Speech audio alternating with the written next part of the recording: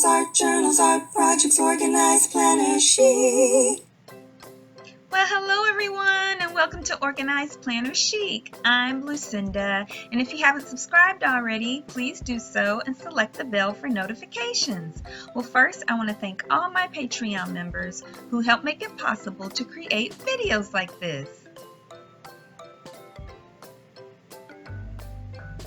Well, thank you guys so much, and if you're interested in supporting me on Patreon, just go to patreon.com/organizedplannerchic. Okay, you guys, we're going to do two different types of craft folders or ephemera folders today for your traveler's notebook. One is going to be a standalone that you can move around your different traveler's notebooks of the same size, and then the other one is going to be basically adding pockets or creating one in the inside of an insert or an ephemera insert that you basically set up for a bunch of ephemera. So for the standalone one, you're going to take a 12 by 12 sheet of cardstock. It's easier if you have a two-sided one. If not, just glue two one-sided ones together. And if you don't have a template, I do have one, but I wanted to show you, if you don't have a template, you can just take an existing insert to measure the width of it. Or if you don't have any inserts yet and you just have the traveler's notebook and you're creating everything, then you can look up online. Everywhere there are the sizes for the different inserts for the type of cover that you have. And so now you're going to measure the length of it as well. You're not going to trim the excess for that. That is going to be where you mark where to fold it. This is what makes it so easy. You're just going to fold it upward where the fold is, or where the mark is that you marked with your pencil. And then, of course, I always use my bone folder to smooth things out. And then you're just going to take some double-sided tape. Now you can use glue, but I like to use permanent double-sided tape. This one is a little bit wider than what I used to use, but since I found this really good kind that you're seeing here from Dollar Tree for $1 that I love, it's really good quality, and they have it all the time now, then that's what I use most of the time since I don't really sell them anymore. And yeah, and so it works really, really well. And I found that if you rub hard on the end that you're pulling the plastic off of, then it'll come off a lot easier. And then I just smooth that with my bone folder. Now you can make your additional pockets. Now you can leave your traveler's notebook craft folder just like that, with just the folded up part making pockets. But if you want additional pockets for your ephemera, which you usually want if that's the purpose of that craft folder or ephemera folder, then you can make those additional pockets any size you want. But I decided for this video to just use my excess from trimming the 12 by 12 sheet of paper. So because it's double-sided with a different print on the other side, it made it a lot easier for me to just take one piece of it to trim it to the length that I wanted, and then just lay that on top of the other piece to get just about the same size. And then I like to use my corner rounder for that inside part. It just makes it easier to slide things into the pocket without damaging the corner of that paper. Yeah, so then I just put double-sided tape on the bottom and on the opposite side of where I rounded the corner. That way I know I have the right side and I'm not like, oh, this is not right. And then I'm just going to pull the little plastic parts off. I just sped that up a little bit because you're going to see me do that a million times in this video. Then I just line it up on the left side and smooth it out with the bone folder. And now I've got two levels of pockets.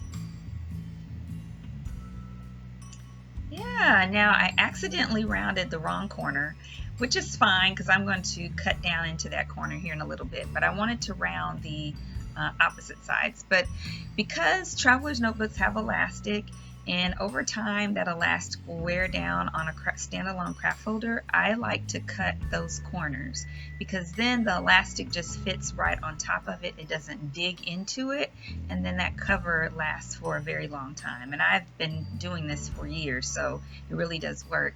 And then I just like to round that top corner. Sometimes I round the bottom corner too, but nowadays I mostly just round the top corner on the craft folder.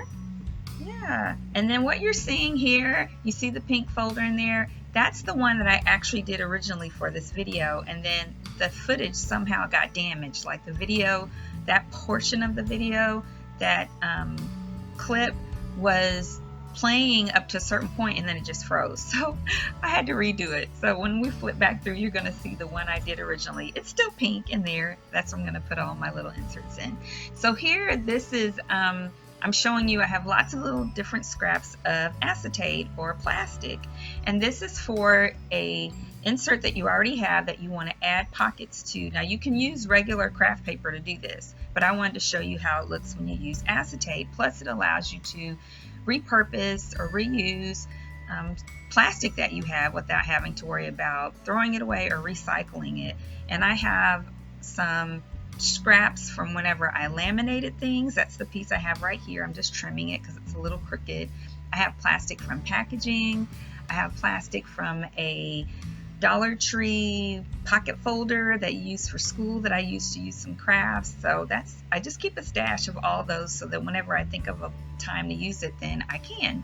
So I'm just marking this little piece that I have so I know where I want to put the double-sided tape up to, and then I'll just here in a moment just erase that line once I get up to there. Honestly, outside this video I usually just wing it but I decided to make sure I don't mess up while I'm filming, and then I'm just kind of measuring or estimating where I needed the other piece to go, because this piece of acetate is longer or wider than where I need it to go. So I'm just going to place it on the double-sided tape, and then I'm going to trim the excess on the right side. And I just slowly try to line it up.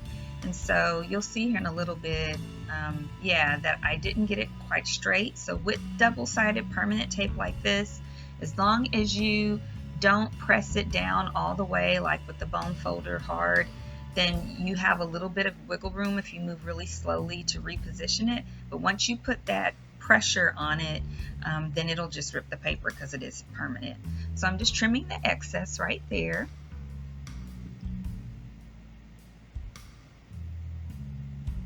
Slowly.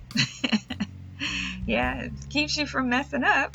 Yeah, okay, so that pocket is all done, and I'm basically going to do the same thing with different little pieces of different sizes everywhere. Now this one is from that Dollar Tree plastic pocket folder that they had at back to school, I think a couple of years ago. I mean, they have them all the time, but I think I got this one a couple of years ago. And it's got a nice seam right there, a nice fold. So I'm just going to use that to figure out where to cut. And I did lay it, I think I laid it, or I'm getting ready to lay it. Sorry, my head is all in the way. I did that another time too. But I think this one turned out to be almost the perfect width to go on the left side, which you love it. I mean, I love it when things work out like that.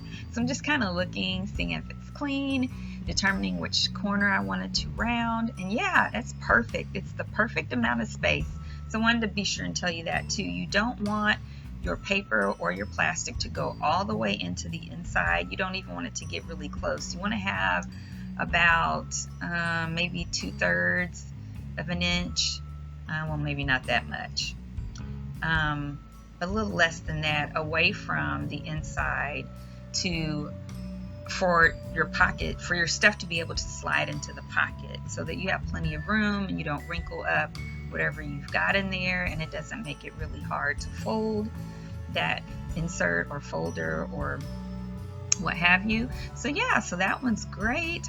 This little package had like a makeup brush or something in it, but I didn't feel like it was going to really work there, and it's pretty wrinkled.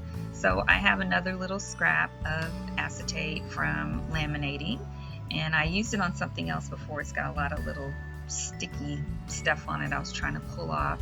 But yeah, so this one I think I'm going to, oh yeah, I remember on this one I put the double-sided tape on the bottom, but on the left side, because I went ahead and measured how long I wanted this piece to be, I just kind of nicked it, and then I'm going to trim it on my paper trimmer. Then I went ahead and put the double-sided tape for the left side of it on the acetate itself, which is kind of different. So I had half of the double-sided tape on the acetate and half of it on the paper or on top of the other layer of pocket. So yeah, do whatever works. And there we have 2 pockets there. Nice. And then I'm going to add another pocket. So it's fun, and it's not necessary to have both sides have the same size of pockets. So I've got 2 different sizes of pockets on the left, and I have totally different sizes of pockets on the right. I think it's fun. I think it makes it interesting. So yeah, so here I'm going to have a kind of a vertical pocket, and I didn't want it to go up too high at the top for sliding things in, and I need to have room to slide things in on that bottom pocket. So I'm going to trim it to make sure it fits in where I want it to go, and that works out. And so yes, I'm going to do the same. Oh, now this one I think I put, the acetate all on the, or not the acetate, the double-sided tape all on the acetate.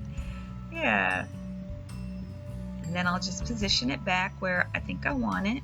And I just try to get close to the edge, as close to the edge as I can.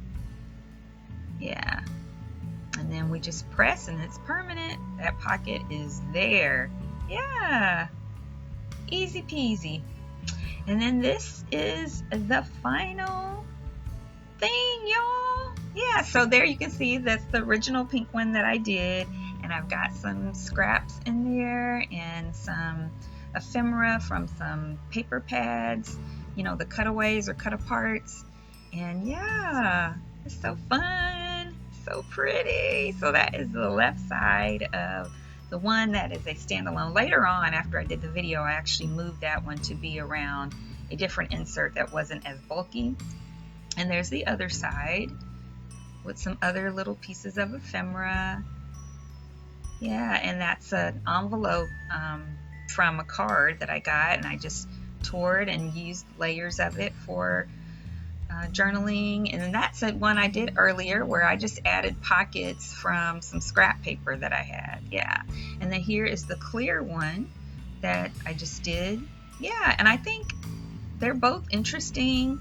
You know, having ones with all the paper from cardstock for the pockets, I think those are kind of prettier, but I think you can see a little bit better what you have, especially if there's variation on the different sizes when you use the clear pockets. Yeah, so it's all fun. And then here at the end, and these are some pages that I haven't put any pockets in yet, and here in a minute when I start going over some closure stuff, I will let you guys, I'll just do that now, let you guys see. I'm just going to flip from the very beginning. All right, well, thank you guys so much for joining me today. I hope you enjoyed today's video. If you did, please give it a thumbs up and subscribe and comment and share. It makes a huge difference for my channel.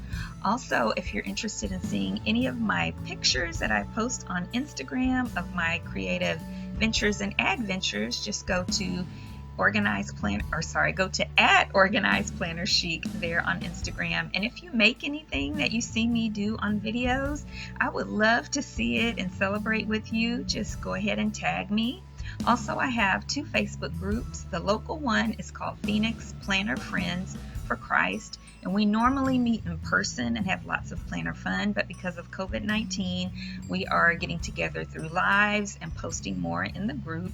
And then the other one for anyone around the world is called Organized Planner Chic Crew, and there we do giveaways, and we try to post just about every day with lives and videos and all kinds of fun stuff. And then if you're interested in supporting me on Patreon, just go to patreon.com/organizedplannerchic. And until next time, happy planning!